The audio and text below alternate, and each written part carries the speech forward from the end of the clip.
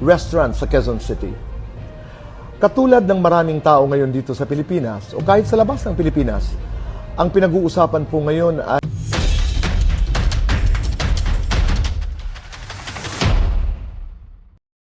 Mateo Gidicelli at Sara Geronimo eksklusibong inilantad ang matagal ng itinagong lihim ukol sa kanilang kontrobersyal na pagdadalang tao sa mabilisang panayam kay Boy Abunda. Isang malaking sigalot at mainit na talakayan ngayon ang yumayanig sa buong industriya ng Philippine show business matapos ang isang kontrobersyal na panayam ng aktor at negosyanteng si Mateo Gidicelli sa sikat at respetadong talk show host na si Boy Abunda. Sa gitna ng napakaraming usap-usapan, sari-saring hinala at matagal ng espekulasyon na naglalaro sa isip ng madla, tila hindi na nga nakatiis ang aktor at tuluyan ng binasag ang kanyang mahabang katahimikan ukol sa totoong estado ng kanyang kabiyak na si Sara Geronimo. Ang naturang eksklusibong panayam ay nag-iwan ng maraming malalaking katanungan at matinding pagkabigla sa milyong-milyong mga tagahanga at kritiko dahil sa mga hindi inaasahang pahayag na bitbit ng aktor sa bawat minutong pagharap niya sa lens ng kamera. Sa kabila ng matinding pagsisikap ng kani-kanilang mga kampo na panatilihing pribado at malayo sa mata ng publiko ang kanyang pamumuhay, ang mga naging galaw, kilos, at tila hindi sinasadyang pagkabitaw ng mga salita ni Mateo sa harap ng telebisyon ay nagbigay ng napakalinaw na hinala sa publiko ukol sa isang malalim na estratehiya ng pagtatakip. Ayon sa mga nakasubaybay ng maigi sa nasabing panayam, kapansin-pansin ang bawat kakaibang galaw at reaksyon ng aktor habang patuloy siyang tinatanong ng kilalang host. Kung saan tila may mga sadyang itinagong detalye ukol sa totoong timeline ng umano ay pagdadalang tao ng tinaguriang popstar royalty. Ang bawat sagot na ibinigay ng aktor ay tila may kalakip na sikretong mensahe na lalong nagpatibay sa haka-haka ng marami na mayroong isang napakalaking at organisadong hakbang ang kanyang inner circle upang itago ang katotohanan sa loob ng mahabang panahon. Hindi may pagkakailan na ang usaping ito ay agad na nagdulot ng malaking dibisyon at walang katapusang ingay sa mga mamamayan at masugid na taga-subaybay ng lokal na aliwan sa bansa. Samantalang ang iba ay patuloy na nagtatanggol sa karapatan ng mag-asawa na magkaroon ng ganap na pribadong buhay at katahimikan. Marami naman ang tahasang nagsasabing ang mga nakalap na ebidensya at kakaibang kilos sa panayam ay sapat na upang patunayan na may malaking lihim na pilit na ibinabaon sa limot ng dalawa. Ang kontrobersyang ito ay patuloy na nag-aapoy at nag-iwan ng matinding marka sa iba't ibang social media platforms, habang ang buong bansa ay walang humpay na nag-aabang sa susunod na opisyal na pahayag mula sa magkabilang kampo upang tuluyang linawin ang lumalaking usapin ukol sa tunay na sitwasyon ng pamilya Gidicelli. Sa pagpapatuloy ng kontrobersyal na ulat na ito, marami ang nakapansin sa mga binitiwang salita ng aktor nang tanungin siya ukol sa mga litratong kamakailan lamang ay kumalat sa internet kung saan tila may itinatagong baby bump ang kanyang misis. Sa halip na diretsahang itanggi o kumpirmahin ang balita, naging napakalihim at mabulaklak ng mga naging tugon ni Mateo. Bagay na lalong nagpalakas sa hinala ng mga netizens na mayroong formal na kasunduan sa pagitan ng kanyang pamilya at ng ilang malalaking kumpanya upang eksklusibong iharap ang sanggol sa tamang panahon. Ang mga matatalim na tanong ni Boy Abunda ay tila sumubok sa katatagan ng aktor, ngunit sa bawat minutong lumilipas ay mas lalo lamang lumalalim ang misteryo sa likod ng totoong kalagayan ng singer. Ayon pa sa ilang mga malalapit na pinagmula ng balita sa loob ng showbiz industry, hindi umano basta-basta ang mga nagagandahang proyekto na kasalukuyang nakahanda para kay Sara. Kaya naman malaking palaisipan para sa lahat kung paano maapektuhan ng kontrobersyang ito ang kanyang karera at mga nakatakdang konsyerto. May mga balita ring lumalabas na ang matagal na hindi pagkakaunawaan ng pamilya ng dalawang panig ay may kinalaman din sa kung bakit piniling panatilihing lihim ang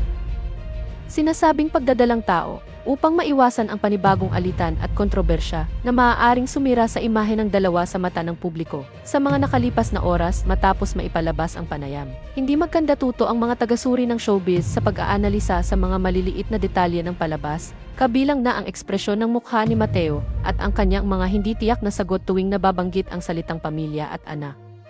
Ang bawat segundo ng video ay paulit-ulit na pinanonood at sinusuri ng milyong-milyong mga Pilipino na naghahanap ng kasagutan kung bakit kailangang magkaroon ng ganito kalaking pagtatakip sa isang bagay na dapat sana ay magandang balita para sa pamilya. Samantala, marami rin sa mga tagahanga ang nagpapahayag ng kani-kanilang pag-aalala para sa kalusugan at kapakanan ni Sara Geronimo sa gitna ng napakalaking pressure at ingay na idinudulot ng isyong ito sa kanyang personal na buhay. Nananatiling tahimik ang kampo ng popstar royalty at wala pa ring formal na pahayag na inilalabas ang kanyang management upang pawiin ang nag-aalab na usap-usapan. Habang ang publiko naman ay patuloy na naghihintay at nag-aabang kung kailan at paano lalabas ang buong katotohanan sa likod ng kontrobersyal na panayam na ito. Matteo Guidicelli at Sara Geronimo eksklusibong inilantad ang matagal nang itinagong lihim ukol sa kanilang kontrobersyal na pagdadalang tao sa mabilisang panayam kay Boy Abunda. Isang malaking sigalot at mainit na talakayan ngayon ang yumayanig sa buong industriya ng Philippine show business matapos ang isang kontrobersyal na panayam ng aktor at negosyanteng si Matteo Guidicelli sa sikat at respetadong talk show host na si Boy Abunda. Sa gitna ng napakaraming usap-usapan, sari-saring hinala at matagal ng espekulasyon na naglalaro sa isip ng madla, tila hindi na nga nakatiis ang aktor at tuluyan ng binasag ang kanyang mahabang katahimikan ukol sa totoong estado ng kanyang kabiyak na si Sara Geronimo. Ang naturang eksklusibong panayam ay nag-iwan ng maraming malalaking katanungan at matinding pagkabigla sa milyong-milyong mga tagahanga at kritiko dahil sa mga hindi inaasahang pahayag na bitbit ng aktor sa bawat minutong pagharap niya sa lens ng kamera. Sa kabila ng matinding pagsisikap ng kani-kanilang mga kampo na panatilihing pribado at malayo sa mata ng publiko ang kanyang pamumuhay, ang mga naging galaw, kilos, at tila hindi sinasadyang pagkabitaw ng mga salita ni Matteo sa harap ng telebisyon ay nagbigay ng napakalinaw na hinala sa publiko ukol sa isang malalim na estratehiya ng pagtatakip. Ayon sa mga nakasubaybay ng maigi sa nasabing panayam, kapansin-pansin ang bawat kakaibang galaw at reaksyon ng aktor habang patuloy siyang tinatanong ng kilalang host. Kung saan tila may mga sadyang itinagong detalye ukol sa totoong timeline ng umano ay pagdadalang tao ng tinaguriang popstar royalty.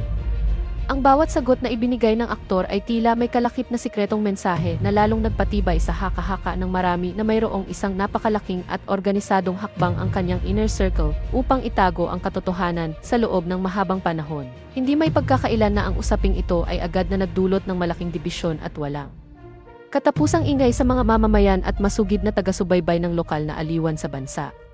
Samantalang ang iba ay patuloy na nagtatanggol sa karapatan ng mag-asawa na magkaroon ng ganap na pribadong buhay at katahimikan. Marami naman ang tahasang nagsasabing ang mga nakalap na ebidensya at kakaibang kilos sa panayam ay sapat na upang patunayan na may malaking lihim na pilit na ibinabaon sa limot ng dalawa.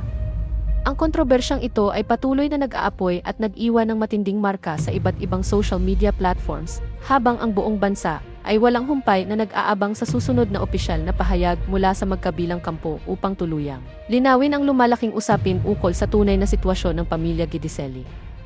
Sa pagpapatuloy ng kontrobersyal na ulat na ito, marami ang nakapansin sa mga binitiwang salita ng aktor nang tanungin siya ukol sa mga litratong kamakailan lamang ay kumalat sa internet kung saan tila may itinatagong baby bump ang kanyang misis. Sa halip na diretsahang itanggi o kumpirmahin ang balita, naging napakalihim at mabulaklak ng mga naging tugon ni Matteo. Bagay na lalong nagpalakas sa hinala ng mga netizens na mayroong formal na kasunduan sa pagitan ng kanyang pamilya at ng ilang malalaking kumpanya upang eksklusibong iharap ang sanggol sa tamang panahon. Ang mga